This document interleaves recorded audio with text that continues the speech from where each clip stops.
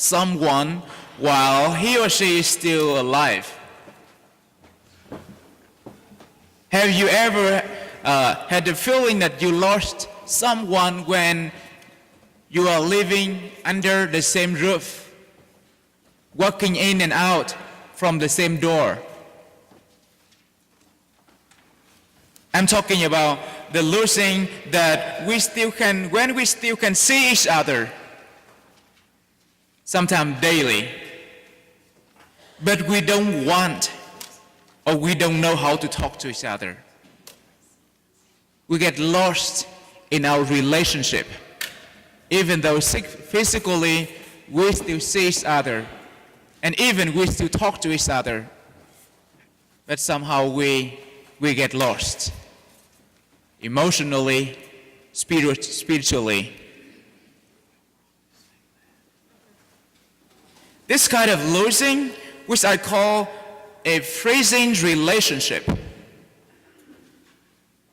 can take place, for example, when a married couple finds it too difficult to listen to each other. When parents and children are afraid to get into certain conversations, religious, for example, why you have to go to church on Sunday, for example.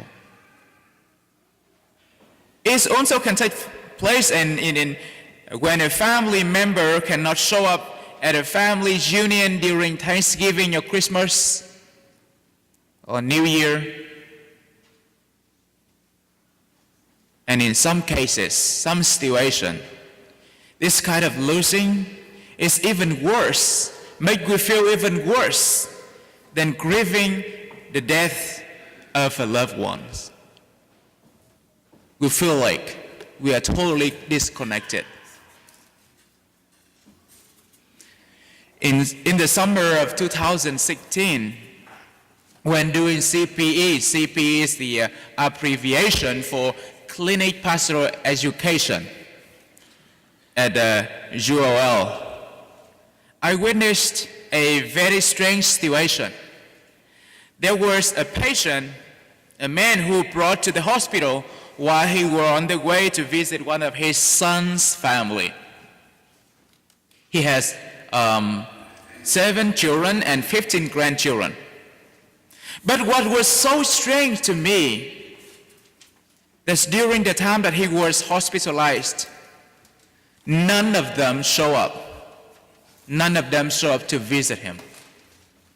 But it wasn't the end of the sad story. After a week, he got discharged.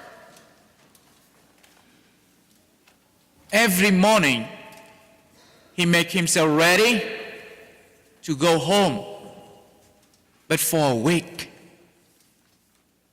none of them show up to pick him up. Even though the nurse kept calling the family, but they said they were too busy and will show up as soon as possible. But they let him wait. The poor father waiting for a week. So he was in a hospital for 2 weeks without any visiting.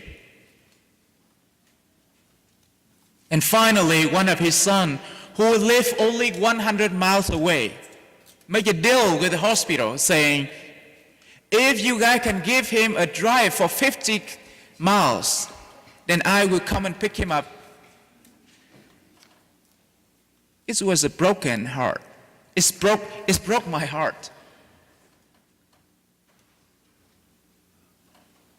And I said, in situations like that, living sometimes is worse than dying. I don't know the whole story of what happened in that poor man's family, but obviously there was a very painful loss in their relationship. Tension, conflict can take place everywhere, in any family, right? Any family, at any time.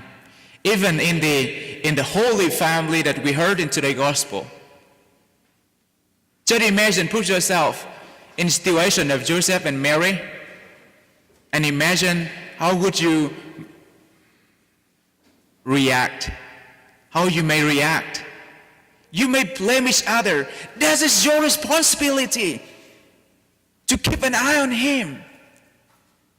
Or you may say, man, I swear, when I find him, I will give him a spanking.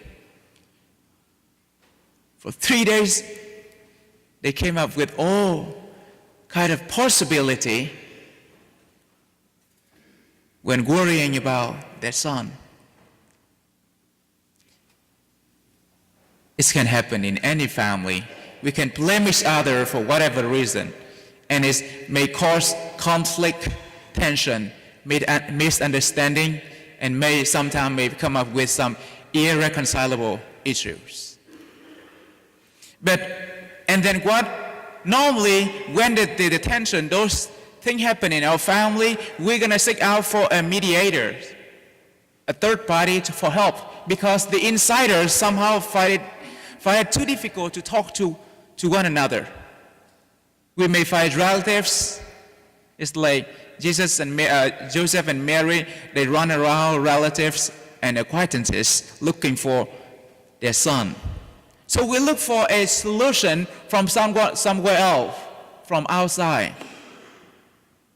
We may go to specialists like counselors, psychologists, and sometimes to a naive priest like me for an advice. I'm not sure that it's going to work for your family.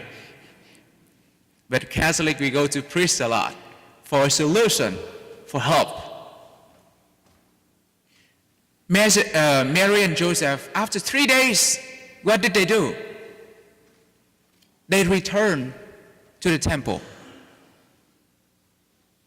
After seeking for Jesus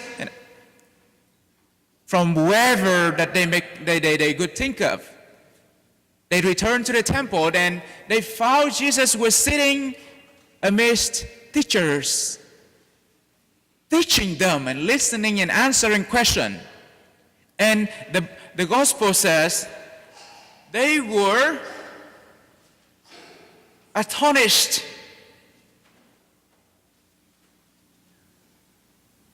They were astonished. So, dear brothers and sisters, if there's any tension, misunderstanding, or irreconcilable issue in our family, let's imitate what Joseph and Mary did today. Let's bring our family to church. Let's go to church together. Let's place what causes coldness, indifference, distance, and even loss in our relationship before Christ, and ask him for assistance. He will help us to find not only each other's face, but to find each other's heart. Help us to find a way to get into each other's heart. And we may be astonished to realize that we love each other more than we think.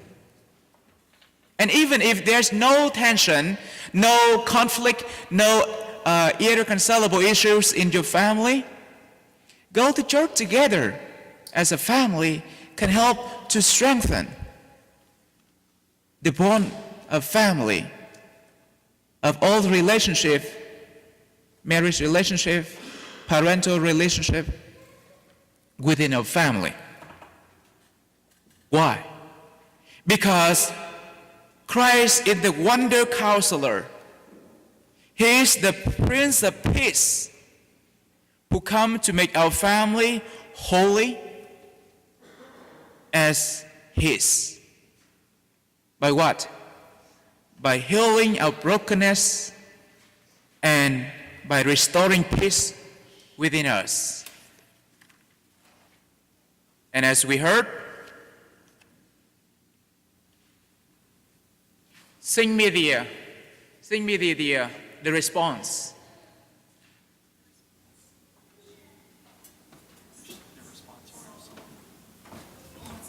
Can you sing it out loud? The response. Blessed are they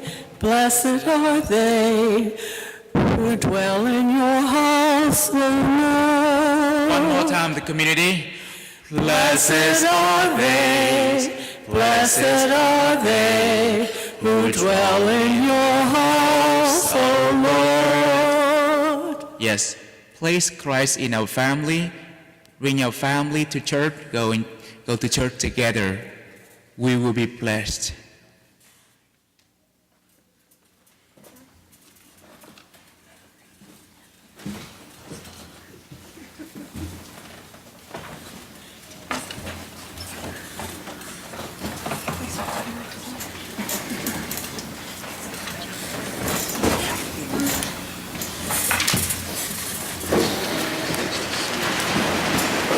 Coming together as one